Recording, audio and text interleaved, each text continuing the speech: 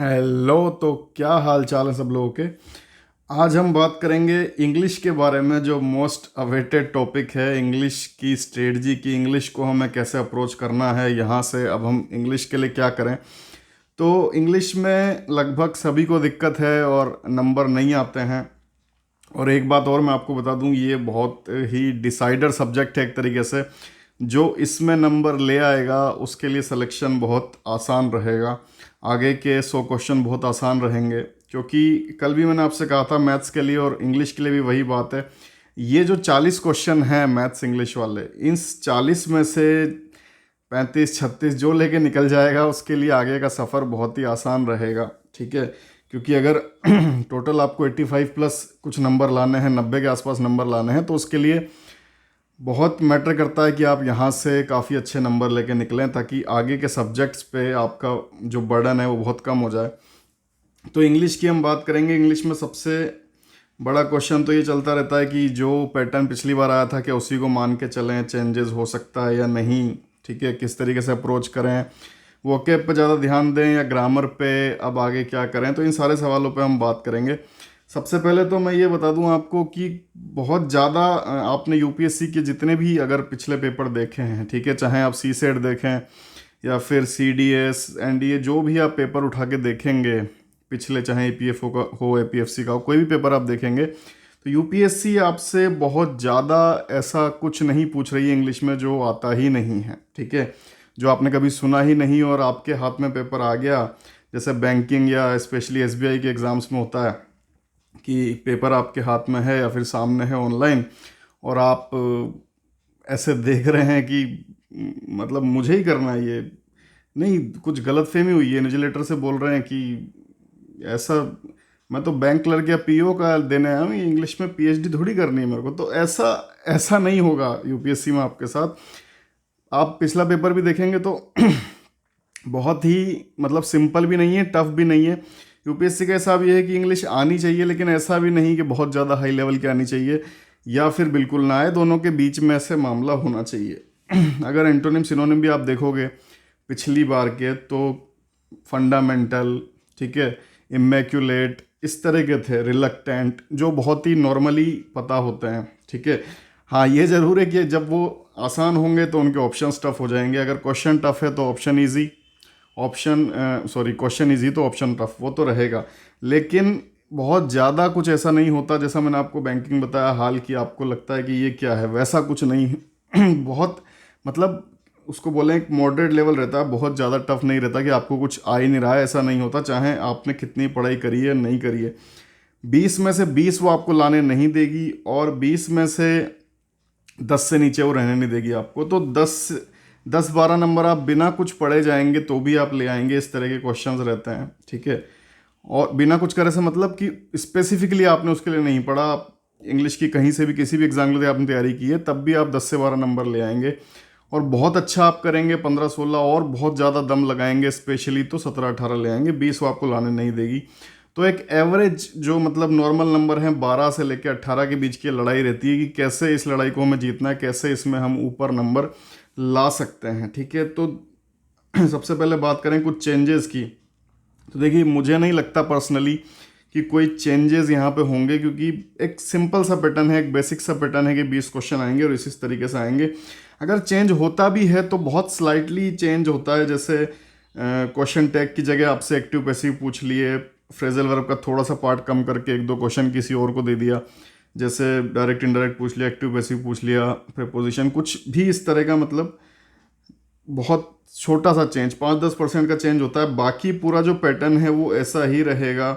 Synonym 3, antonym 3, error 3, ठीक है, ये फिक्स हैं, इनमें कोई बदलाव नहीं है। इन तीन में भी ऐसा होगा कि एक तो आपको ऐसे ही आ जाएगा। ठीक है, synonym, antonym, error, one word, idiom, सब में ये पैटर्न फॉलो होता है। एक तो आपको आता ही होगा, मतलब आप देखेंगे और टिक कर देंगे। ठीक है, अब एंटोनिम, सिनोनिम और एरर में जो दूसरा होगा, वो अगर कुछ अच्छी आपकी तैयारी है, आपने पढ़ा है वास्तव में, तो आपको आ जाएगा।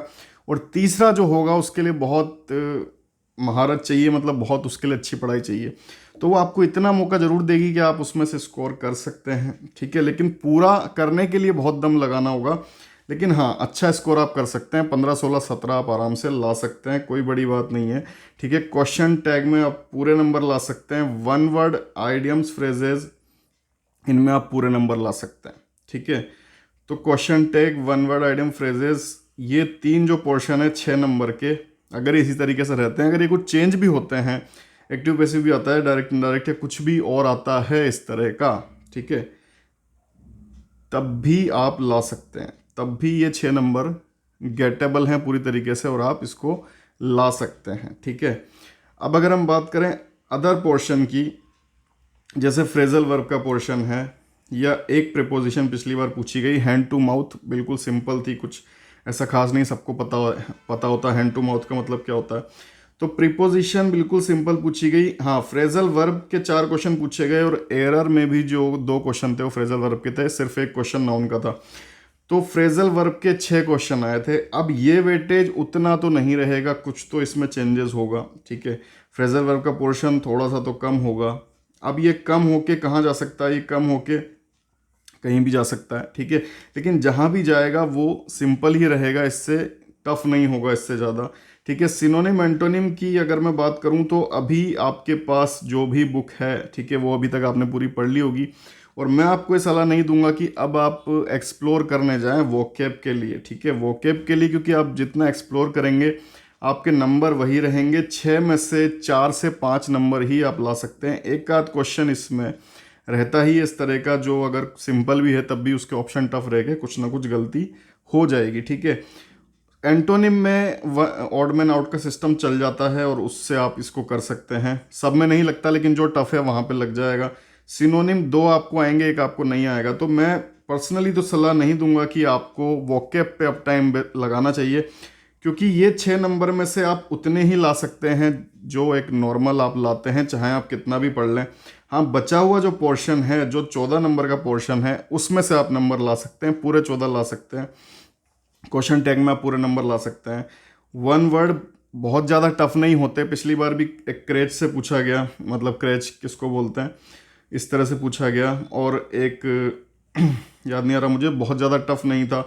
आइडियम फ्रेजेस की बात करें तो योमैन सर्विस और क्राई ओवर स्प्लिट मिल्क, वो आप सिंपल भी, अगर आपने पढ़ा भी नहीं है तब भी, दूध बिखर गया उसके बाद रोने से क्या होगा। ठीक है, तो वन वर्ड और आइडियम फ्रेजेस में पूरे नंबर आप ला सकते हैं, क्वेश्चन टैग में पूरे नंबर आप ला सकते हैं। एरर में पूरे नंबर ला भी सकते हैं, वही है कि वहाँ पे आपको, आपका दिमाग उस पॉइंट ऑफ टाइम पे चल गया तो पूरे भी ला सकते हैं, वरना 2 तो आराम से इसमें ला सकते हैं। और फ्रेजल वर्ब का जो पार्ट है, फ्रेजल वर्ब और प्रीपोजिशन, फ्रेजल वर्ब तो आप जितनी पढ़ सकते हैं, जहाँ से पढ़ सकते हैं, सुधांशु सर ने भी पढ़ाई, और भी एक लेक्चर आएगा उसमें 200 के ऊपर वो पढ़ाएंगे, आपके पास जो भी बुक है। ठीक है, क्योंकि घूम फिर के वही फ्रेजल वर्ब है, ऐसा नहीं है कि बहुत ज़्यादा, वो टफ जरूर है पोर्शन, लेकिन अगर आप उसको पढ़ते हैं, look into, look after, look forward, ठीक है, get into, get on, get, मतलब अगर आप देखते हैं तो उसको रिलेटिवली अगर आप स्टडी करते हैं तो बहुत ज़्यादा वो टफ नहीं है, और घूम फिर के वही हैं, तो वहाँ से भी आप पूरा स्कोर कर सकते हैं। ठीक है, एक आधी गलत होगा। तो सिनोनिम एंटोनिम को छोड़ के कोई ऐसा पोर्शन नहीं है जहाँ से आप नंबर कटवा सकते हैं, पूरे नंबर आप ला सकते हैं। सिनोनिम एंटोनिम अगर आपके बाकी सारे हो गए तब आप उस पर जोड़ दीजिए।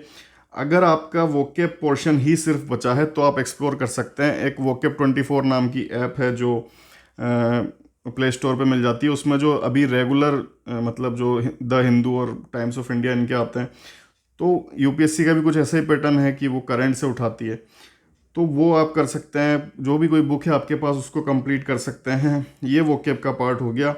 मैं फिर से बोल रहा हूँ कि आपके ऊपर है करना है ना करना, क्योंकि इसमें नंबर लगभग फिक्स रहते हैं। आपको नंबर गेन करने हैं तो आप नंबर गेन कर सकते हैं जो बाकी अदर पोर्शन है। ठीक है, ना मैं इस टाइम आपको ग्रामर करने की सलाह दूंगा, ना मैं आपको सलाह दूंगा वोकेब करने की। जो क्वेश्चन आपके सीधे शॉर्ट हैं, क्वेश्चन टैग है, वन वर्ड है, आइडियम्स हैं, 200 500 1000 जितनी भी हैं पढ़ डालिए, उससे बाहर नहीं आएगा। ठीक है, एरर है, एरर आप प्रैक्टिस कर सकते हैं, क्योंकि ज़रूरी नहीं है कौन सी आपके सामने आएगी। ठीक है, फ्रेजल वर्ब और प्रेपोजिशन, तो फ्रेजल वर्ब और प्रेपोजिशन हो सकता है कि प्रेपोजिशन में भी फ्रेजल वर्ब भी पूछ ले, जैसा मैं मेरे फुल लेंथ टेस्ट में करता हूँ। तो ऐसा नहीं है कि मतलब ये चीज़ें बहुत ज़्यादा टफ हैं और नहीं नंबर आ सकते आपके। फ्रेजल वर्ब से आपको डरना नहीं है, यहाँ से आप पूरे नंबर ला सकते हो। शर्त एक ही कि आपको जितना मिलता है आप उतना पढ़ लो, आपके पास जितना जो किताब है और उसमें जितना पोर्शन है, आप बस इसमें दिमाग नहीं मत लगाइए कि इससे पढूं या नहीं, या फिर ये सही है या नहीं है, कौन सी ऐसी किताब है जिससे हम पढ़ लूँ।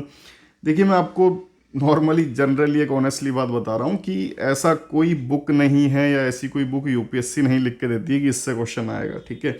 ना वो कुछ बताती है कि क्या सिलेबस है क्या नहीं है। कई कोचिंग इंस्टीट्यूट में ऐसा चल रहा है, ऑनलाइन ऑफलाइन दोनों जगह, कि वो अपने हिसाब से सिलेबस बना के दे देते हैं कि ये सिलेबस है। यूपीएससी ऐसा कोई सिलेबस नहीं देती है। मेरे पास भी काफ़ी एक्सपीरियंस के आते हैं कि सर मुझे सिलेबस दीजिए। जब मैं कहता हूँ कि ऐसा कुछ होता नहीं है तो वो कहते हैं कि कोचिंग ने कैसे दिया। तो कोचिंग्स ऐसा कर रही हैं, वो उनको उनका काम करने दीजिए। लेकिन यूपीएससी ना कुछ आपको बताती है सिलेबस, ना वो कोई बुक बताती है। तो ऐसी एसपी बख्शी हो, प्लिंट टू पैरामाउंट हो, एमबी पब्लिकेशन हो, या कोई भी ऐसी बुक नहीं है जिससे आप करेंगे तो श्योर शॉट आ जाएगा। सब प्रोबेबिलिटी में ही है, ठीक है। तो इसलिए आप दिमाग इससे मत लगाइए कि मुझे कहाँ से करना चाहिए और कहाँ से नहीं करना चाहिए, कौन सा सोर्स अच्छा है कौन सा सोर्स बुरा है। इंग्लिश में मतलब की बात यह है कि आप पढ़िए, आप जितना पढ़ सकते हैं, ठीक है। जितने आप वोकेब के अलावा जो पार्ट है उसमें जितने चीज़ों से आप गो थ्रू हो सकते हैं, जितनी फ्रेजल वर्ड पढ़ सकते हैं, जितने वन वर्ड, जितने आइडियम्स, जितने पढ़ सकते हैं, ठीक है, वो आपको नंबर दिलाएगा, ना कि ये आपने कहाँ से पढ़ा है। उसी तरह एंटोनिम सिनोनिम जितने आपकी आंखों के सामने से निकल सकते हैं, लेकिन उसमें एक बात ध्यान रखिएगा कि आपको वो याद रहें, ठीक है। अगर आप 50-100 पढ़ते हैं, 200 पढ़ते हैं, 500 पढ़ते हैं, 1000 5000 पढ़ते हैं और आपको याद एक भी नहीं रहता, आपके साथ ये प्रॉब्लम है कि जब अगले 5 पढ़ते हो पिछले 5 भूल जाते हो, तो फिर कोई मतलब नहीं है आगे पढ़ने का। जितने आपको याद रह सकते हैं उतना ही पढ़िए, ठीक है। और जहाँ से आपको पोर्शन में लगता है कि नंबर में ला सकता हूँ उसी को पढ़िए। अब इस चीज़ पे मत रहिए कि फलाना ने ऐसा किया था या ढिमका ने ऐसा किया था या फिर ये बुक करनी चाहिए या उसने ये किया था तो उसका सिलेक्शन हो गया था।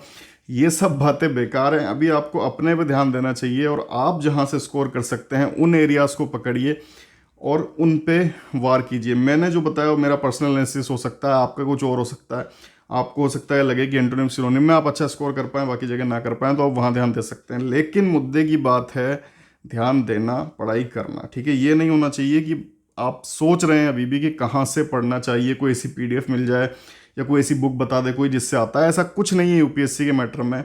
जहाँ से आता है उसकी मर्जी हो, वो जहाँ से पूछ सकती है, ठीक है। तो यही इसको फॉलो कीजिए आप कि पढ़िए, ठीक है। वोकेब के अलावा पार्ट से ज़्यादा नंबर स्कोर अभी से आप कर सकते हो तो मैं वो सलाह दूंगा। आपका पर्सपेक्टिव कुछ और हो सकता है, लेकिन मुद्दे की बात है पढ़ना, ठीक है। तो इंग्लिश एक स्कोरिंग सब्जेक्ट है और यहाँ से आप जितना अच्छा स्कोर लेके निकलोगे, 15 16 17 18 19 20 जितना आप लेके निकलोगे, ये मान के चलिए कि आपका सिलेक्शन उतना श्योर होगा। जो इंग्लिश में जितने अच्छे नंबर लाएगा, ये आईआर की तरह एक डिसाइडिंग फैक्टर सब्जेक्ट है, ठीक है। ये मैं आपसे कह रहा हूँ। इसलिए जो इसमें जितना अच्छा लाएगा उतना ही अच्छा उसके सिलेक्शन के चांसेस बढ़ेंगे। पहले ही 10-15 मिनट में सिलेक्शन आप सिक्योर कर सकते हैं अगर आपके इंग्लिश में बहुत अच्छे नंबर आ रहे हैं, ठीक है। और वहाँ से आपका कॉन्फिडेंस अलग लेवल पे आ जाएगा और फिर आप हो सकता है आगे बहुत अच्छा करें। तो हर तरीके से ये पोर्शन काम का है, ठीक है। तो इसको बिल्कुल भी ये सोच के नहीं छोड़ें कि जैसे हिंदी मीडियम वाले हैं या और भी कुछ बच्चे रहते हैं कि इंग्लिश मेरी कमज़ोर है और मैं तो पीछे से ही शुरू करूँगा या फिर कुछ ऐसा करूँगा। तो कुछ ऐसा सोच के ना जाएं। ये पोर्शन हो सकता है कि आप इससे उम्मीदें ना रखें, लेकिन ये आपको बहुत कुछ दे सकता है, ठीक है। तो जितना हो अच्छे से अच्छा इसमें परफॉर्म करने की कोशिश करें। और इंडस्ट्रियल रिलेशन अकाउंटिंग और करंट अफेयर्स की जो क्लास है बची हुई, ठीक है, दोनों की एक एक करंट अफेयर्स की मैराथन क्लास और अकाउंटिंग की क्लास, वो दोनों क्लास कल आ जाएंगी। तो कल यहाँ ओनली सिलेक्शन की तरफ से आपके ये दोनों टॉपिक कंप्लीट हो जाएंगे, ठीक है। तो इंग्लिश के लिए भी आपको टाइम मिला हुआ है, इसको लगाइए और यहाँ से भी नंबर निकालने की कोशिश कीजिए। बाकी सब जगह आप पढ़ रहे हैं, इस पर ध्यान नहीं दे रहे हैं। दिक्कत ये है कि इस पर भी आपको उतना ही ध्यान देना है, क्योंकि ये भी सबसे बड़ा सब्जेक्ट है क्वेश्चन वाइज। अगर आप देखें तो आईआर से भी बड़ा सब्जेक्ट है, तो इस पर ध्यान देना बहुत ज़रूरी है। इसके नंबर भी चेंज होने वाले नहीं हैं और पैटर्न भी इसमें कोई चेंज होने वाला नहीं है। वो चीज़ आपके साथ आईआर में हो सकती है, इंडस्ट्रियल रिलेशन में जो मैंने आपको बोला कि भाई आपको लगे ये क्या पूछ लिया, यहाँ पे ऐसा नहीं होगा और यहाँ पे आप पूरे नंबर ला सकते हैं, ठीक है। तो इसीलिए आपको फोकस इंग्लिश पे भी दीजिए जितना आप दे सकते हैं और अच्छे से अच्छा यहाँ से स्कोर करने की कोशिश कीजिए, क्योंकि फिर से ये एक डिसाइडर सब्जेक्ट है। आपको बहुत अच्छी लीड दिला सकता है, आपको सिलेक्शन तक पहुंचा सकता है, सिलेक्शन हो रहा है तो रैंक दिला सकता है, कहीं ना कहीं आपको फ़ायदा पहुंचा सकता है। उस इसकी इम्पोर्टेंस देखते हुए आपको काम करना है, ठीक है। तो मुद्दे की बात है पढ़ना, मुद्दे की बात है इस पे ध्यान देना, ठीक है। तो होप आप अच्छा करें और ये सब चीज़ें मान के अच्छा हो आपके साथ, ठीक है। इसी उम्मीद के साथ गुड इवनिंग, गुड बाय, जय हिंद।